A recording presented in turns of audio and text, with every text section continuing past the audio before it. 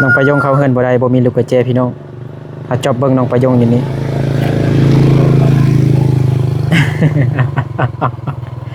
เห็นแล้วติเห็นลูกกระแจแล้วมา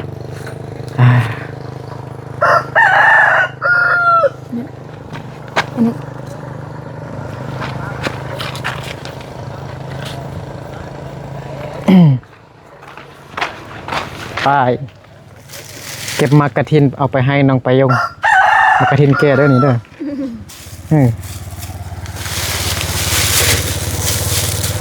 โอ้มันนี่โบกระโตบายุที่เอาขนมกระโตทงหนึ่ง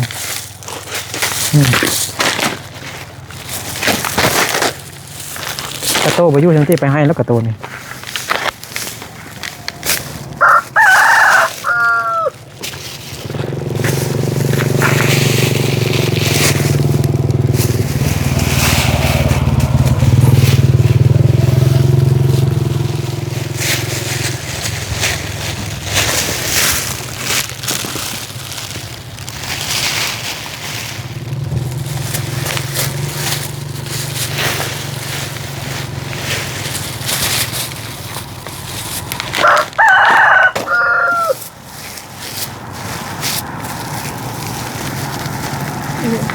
โอ้เลน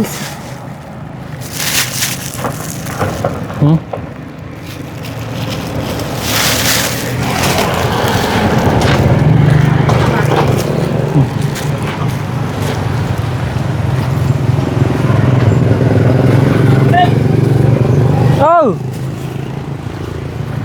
อ้ FC ห้องใส่แล้วบัดนี้แต่บ่นึกบ่ฮู้มันผู้ใดสบายดีพี่น้องเบิร์ดสุคนที่เคารพฮักแพงเด้อยินดีต้อนรับเข้าสู่ช่องเบานึกพับไรเส้นเก่าเหมือนเคยเนาะตอนนี้เบานึกอยู่บ้านของน้องปายงเนาะบ้านกิวแคมเมืองเพียงแขวงสยบุรีสปปลาวเหนือเนาะเบานึกไปบ้านห้วยสะแงมมาไปหาน้องไม้เนาะไปเยี่ยมยามทำข่าวน้องไม้มาเบานึกสิกลับบ้านแล้วพี่น้องเนาะตอนนี้ก็เป็นเวลา6 โมงบ่แม่น16 โมง4 โมง เมื่อกี้เฮาจอบเบิ่งน้องประยงเลาะซอกกุญแจไขประตูบานอยู่พี่น้องเนาะประยงเฮ็ดหยังนะมิดจิลี่แท้ยังก็มาสิไปให้สบายดีเด้สบายดี เอาไปให้เฮ็ดหยังไปปูพัดทุกครับไม่ใช่อยู่โมเมมไม่ว่าอยู่โมหันไหนมากมาอย่างนี้โมโหหน่อยสีแดงๆไหนมากมาอย่างเกี่ยวมันก่อนมันบ่โอ้โหเอามากินเนี่ยทึกเหรอเด้ว่าอีกดูไม่ฮะอึ๊บไม่ยังก่อนหน่อยแก้วยังเกี่ยวมันก่อนเกี่ยวมันแก้วมันก่อนเกี่ยวมันก่อนแก้วมังกรที่โอ้โหอันนี้ได้มากยังมามวนมากยังก่อนว้าวอ้าวเต้นม่วนแถมม่วนวะฮะมักม่วนมันนกม่วงน้อยลองเอาอีกดูบ่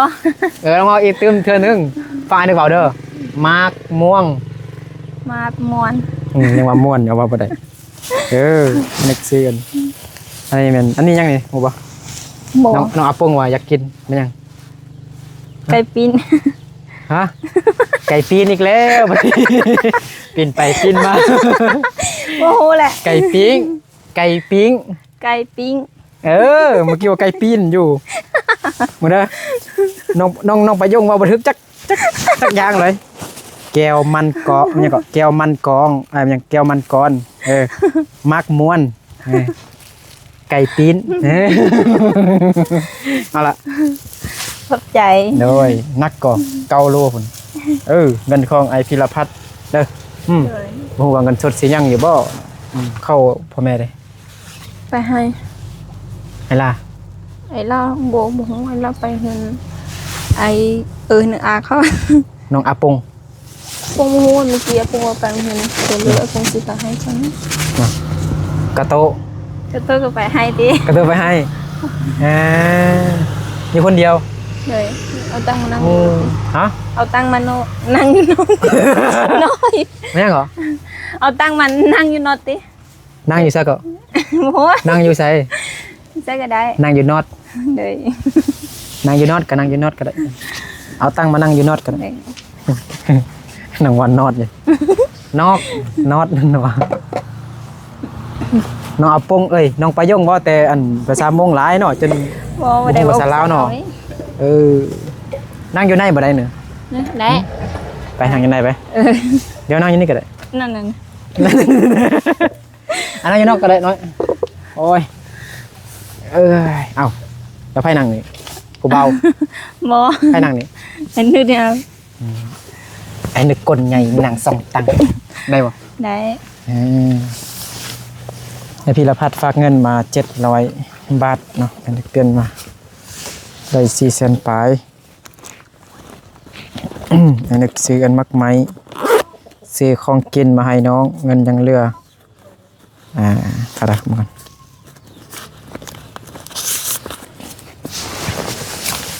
ยังเหลือ300,000ละ ขอบใจ เอาไปซื้อหยังเอาเงินไปซื้อหยัง โอ้โห เอาเงินไปซื้อหยังฮะ โอ้โห โมโหเอา เอาไว้ได้ซื้อของกินนะ ซื้อของกินซื้อหยังเลย ซื้อน้ำกิน ซื้อน้ำกิน เนย น้ำหยังหน่อย น้ำดื่ม น้ำส้มน้ำดื่ม เนย โอ้ซื้อกินป่ะ เนย คิดว่าน้องประยงซื้อกินแต่น้ำส้ม บ่ แทนน้ำดื่มมาแม่นเนึงน้ำดื่มตุก12,000นะ เนย เมื่อนั้นเห็นน้องแบกน้ำดื่มมันนั่นบ่ แม่น คือบ่ใส่ล้อบ่มีล้อบ่น่ะ บ่มี บ่มี บ่ รอน้องล้าแม่นบ่ เนย คันไปยืมร้อนนี่ก่อนแห้งมันไกลเนาะกายไปอันบอลขอค่ายน้ำดื่มแมันบ่ เนย ขอค่ายน้ำดื่มอยู่นี่แม่นบ่ เนย เป็นโรงงานน้ำดื่มบ่หน่อย บ่ เขามาค่ายซื่อ ก็ซื้อมาขายจ้ะ ๆตุกละ 12,000 กีบก็ประมาณ16-17 บาทพี่น้องน้ำดื่มแต่อยู่บ้านร่วงๆผลตุก 10,000 กีบเท่อยู่นี่มันอยู่บ้านน้องบ่มีโรงงานน้ำดื่ม บ่ ผมเขาเฮ็ดโรงงานน้ำดื่มอยู่ไสเนาะ บ่ฮู้เลย เฮ็ดอยู่หลัก18บ่บ่แม่นนะอยู่บ้านคนไสบ่หรือว่าเอามาแต่เมืองเพียงพุ่นแต่เพิ่นบอก มาถึงเพียงที่ ขอบใจไอ้พี่ละพัดวันใด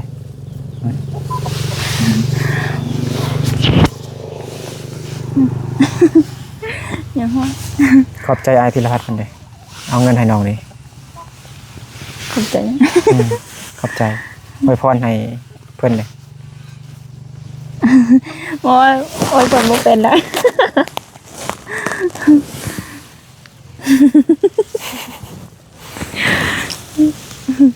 เอาลืมนึงคำอวยพรขออวยพร ขอให้พรให้ผู้ใจบุญขอให้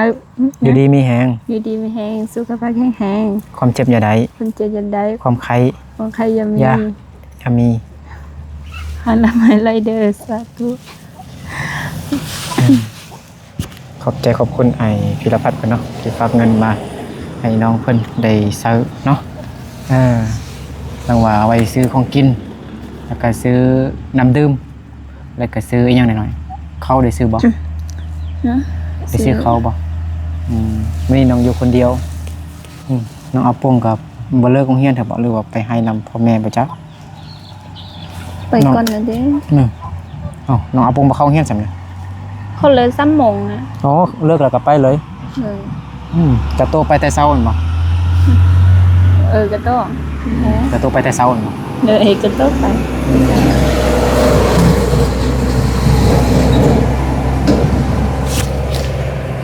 พิ่มพลังโดยนำสติงมาสั่นรถใหญ่ต่างเครื่องดื่มพี่น้องเนาะสติง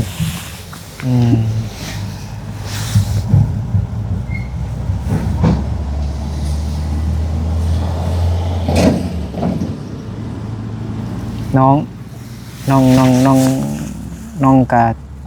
นึกเข้าเป่าไฟแต่งอยู่แต่งกินท้าพ่อแม่บอกหรือว่าไปให้ อันสิไปให้ ย่างไปนะ เลยเขามองนั่นแหละ ไกลเลย บ่ค่อยไกล บ่ยันพีน บ่ เอาก็โทรหาพ่อแม่เขาเฮ็ดหยังกันนะก็เฮ็ดเวียกเฮือนท้าเราไปอยู่บ้านซั่นไปแต่งกินไปหนึ่งเข้าเป่าไฟ โอ้ว่าพ่อไปนำแม่บ่แม่ไปคนเดียวแม่ว่าน้องไปยงเลิศเฮียนน่ะไปให้ เอาบ่ฮู้ว่าไอ้นึกมาหานะ บ่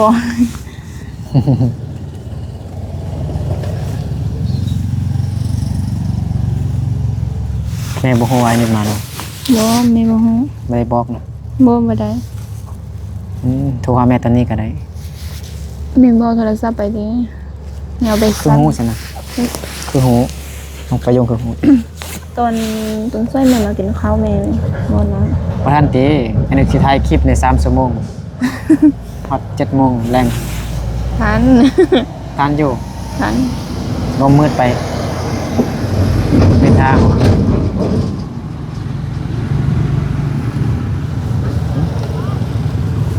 ไปให้เฮ็ดหยังสวนมันหยังหน่อย ปุ๊บพัด พักหยัง บ่ฮู้แม่ไปปุ๊บพัดยัง คือบ่ฮู้สิกาบ ประกาศ ผักกาดหรือผักกาบเสร็จหาดู ยิงเสร็จ เสร็จหาผู้เบา แม่ แม่เอาแม่ก็ฮู้อ่ะ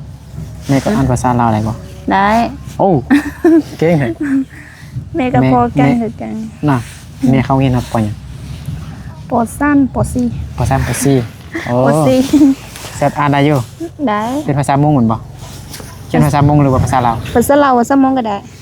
ไอ้เบิ่งน้องเสร็จภาษามงหรือภาษาลาว ภาษาลาว ไอ้เบิ่งดูเนี่ยได้น้องเสร็จอันใด ได้สิ แค่นะแม่ก็เขียนได้อยู่เนาะเก่งแท้ ได้ หมก เด้ ปสามไปสิเลยพี่น้องเนาะบอสมัธยมไหนแค่ประถมสิเลยจ้ะเส้นน้ำแม่นั่นได้ บ่ได้เสร็จทัดเสีย บันทึกเสียงไป เลย บันทึกเสียงไปดูไอ้นึกมาลิ้นน้ำเบิด แม่ นึง ปิดเน็ต แม่ปิดนี่ เลย เบิ่งดูพิมพ์ซื้อแม่จังได บ่แม่เสียโทรศัพท์เก่าน้องไปยงซื้อน้องไปยังบ่ได้ซื้อ อ๋อ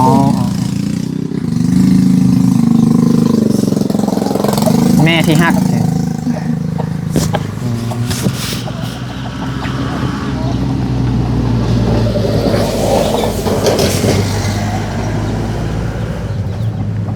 เงาเนาะอยู่คนเดียวเนาะผมงอมเงาเลย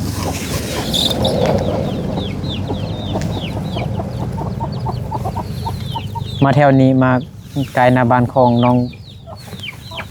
ไปยงหรือมาหาน้องไปยงตลอดFCก็อย่าเฝ้าเบื่อเธอเด้อเนาะมาหาน้องไปยงตลอดเพราะว่ามาทางนี้เลยไปทางอื่นก็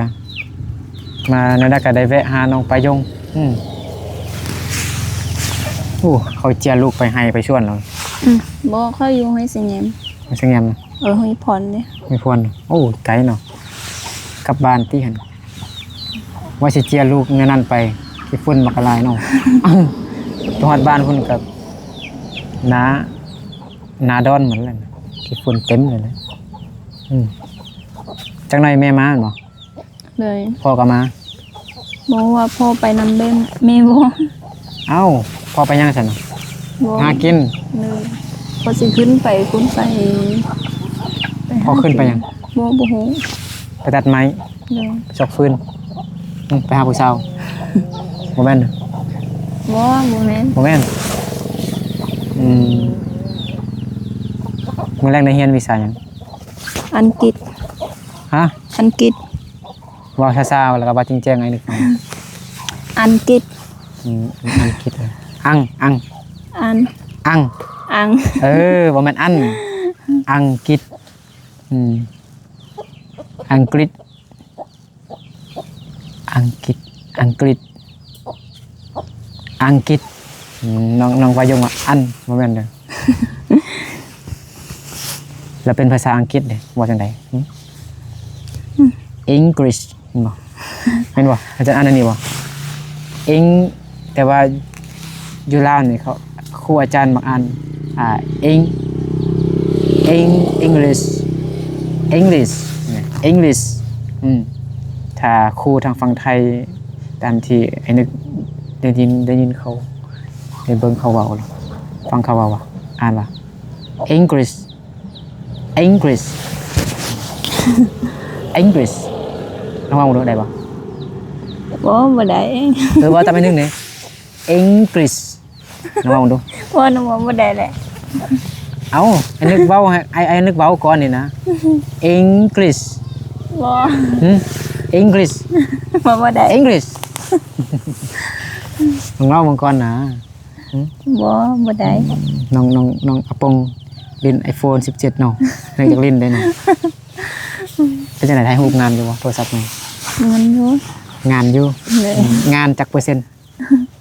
50 50บ่ฮอด100จ้ะ บ่ มันเป็น iPhone 17 iPhone 17ก่อนเนาะของอันนึงเด้จักร้อย เป็นพันเนี่ย เป็นพันบ่ฮอดพันนี่100%สิเด้อยากได้บ่ ญาติ ไปหาเงินอยู่ไทยไป 2 เดือน 3 เดือนหุ่นได้อยู่ใครเงินเดือน10,000 กว่าเด้อยากได้โทรศัพท์เคยนึกกับไปซอกเงินเดือนหมดอ่ะ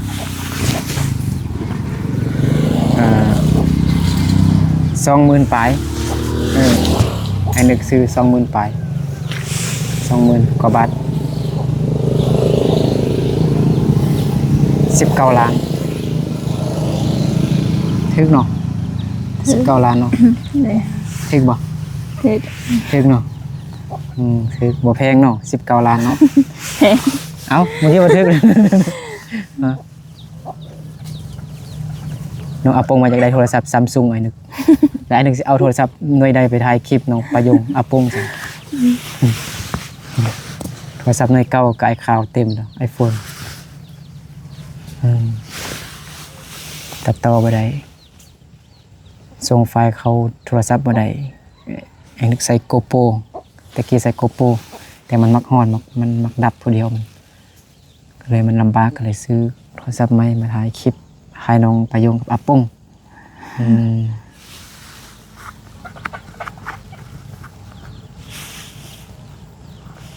ย่างไปประมาณจักนาทีนะไปให้นะไปส่วนพักนะ ประมาณโอ้โหแหละ4-5 นาที 4-5 นาทีแบบประยงงามป่ะอุ้ยงานเด้งาม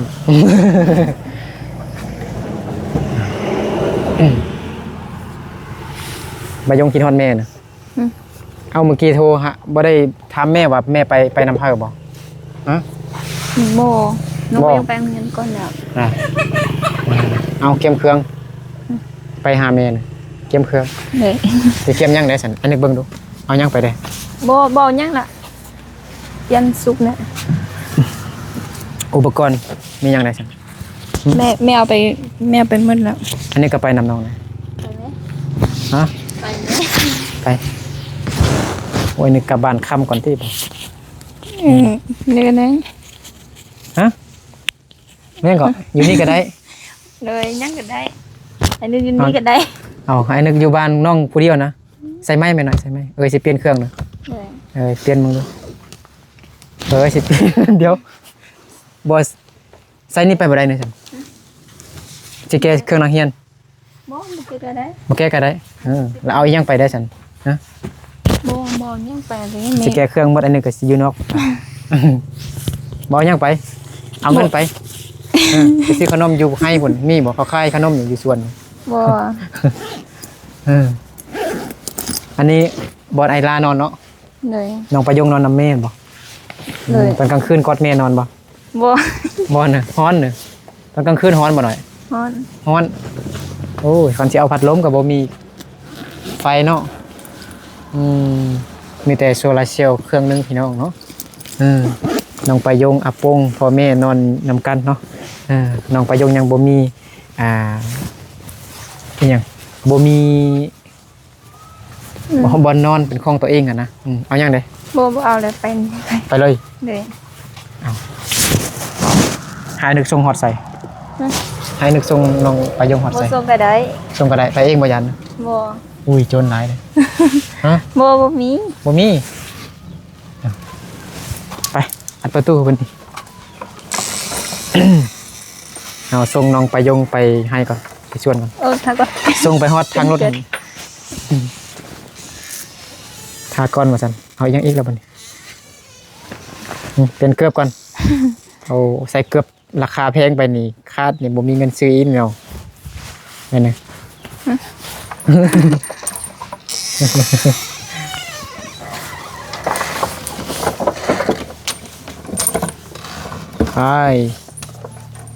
ไปยงใส่กระเจ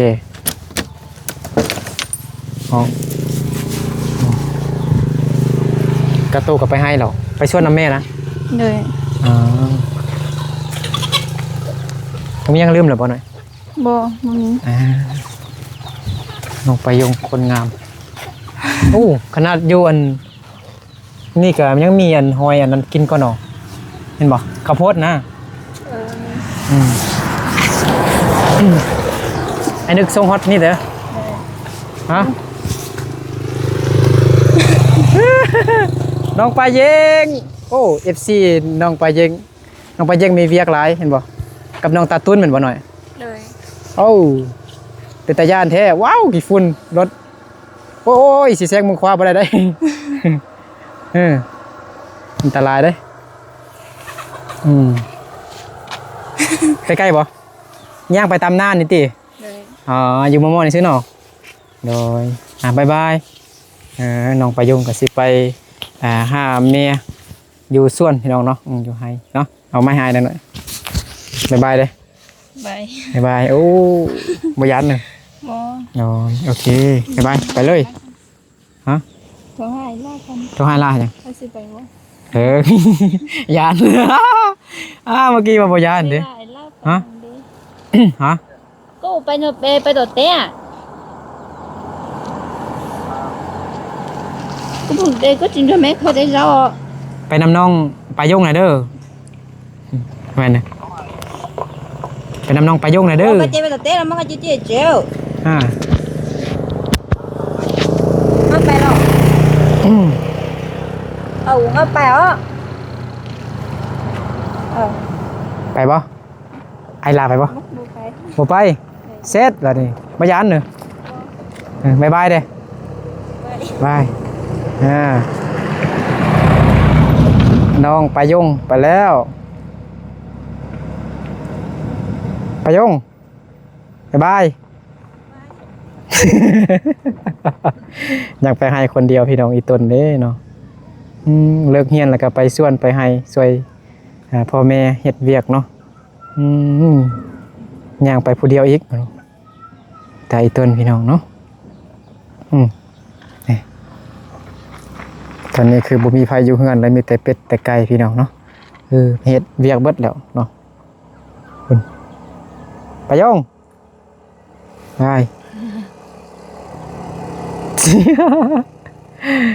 ไปยงเคลื่อนอายเดี๋ยวมีรถไกลไปไกลมาเคลื่อนจากหน่อยเลยโอเคพี่น้องเนาะเดี๋ยวบอกนึกกับทีมงานกลับบ้านก่อนเนาะเฮ้ยเขาอาปงมาเลยเนี่ยปุ้งกับแม่อาปงกับแม่มาเลยเนี่ยแม่นบ่พ่อเด้โอ้แม่เรา พ่อกับน้องอาปงเนาะโอเคจากไรก็เฮาก็ได้กลับก่อนพี่น้องเนาะวู้อยู่ไกลแหงเนาะเฮากลับบ้านกันก่อนเนาะโอเคเนาะอวยพรให้ FC เบิร์ดสุขุสุขคนจงอยู่ดีมีแห้งสุขภาพแข็งแรงความเจ็บอย่าได้ความไข้อย่าให้มีให้ร่ำให้รวยเบิร์ดสุขุสุขคนไปพี่น้องเนาะกลับบ้านเนาะ